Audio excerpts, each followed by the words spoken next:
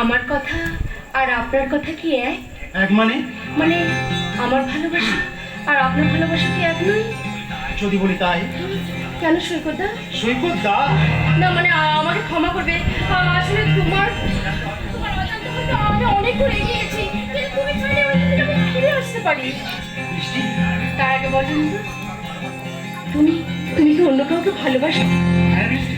কাকে কাকে ভালোবাসো সৈকতদা? বলো তুমি কাকে ভালোবাসো?